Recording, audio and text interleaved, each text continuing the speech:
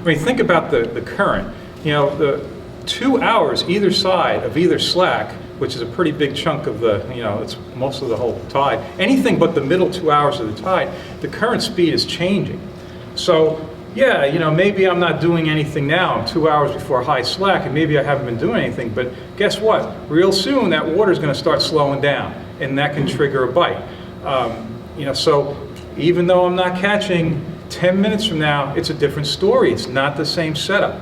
It's not the same conditions. So I think these are the things that, you know, between the fact that I'm convinced that there's fish there, you know, it never gets boring because there's always, things are always in a state of flux. And I can't tell you how many nights it has sucked. And then if you just wait it out, boom, the water slows down and they turn on. And I'm not always saying that it's when the water slows down or it speeds up.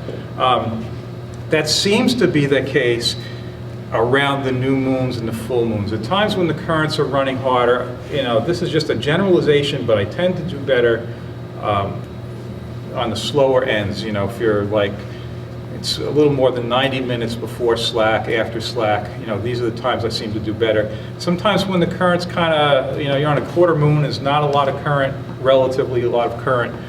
You know, maybe they're hitting in the middle. They're hitting in the middle of the tide. But you know, there's all this different stuff. Yeah, you know, I'm saying a lot about current. Well, for the inlet that you fish, you really have to learn it.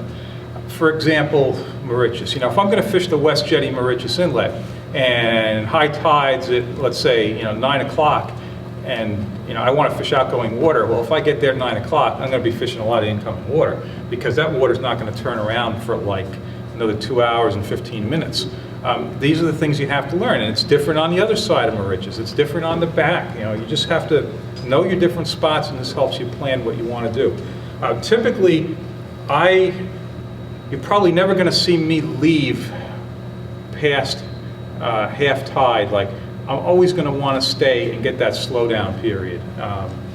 You know, if I've been fishing, you know, 4 hours and I've fished to the faster part of the tide, and that's been good. Now the current is slowing down, and I'm not doing as well. All right, but for the most part, no matter how bad it is, I want to be there when that water's slowing down, and then again on the other side when it first starts picking up again.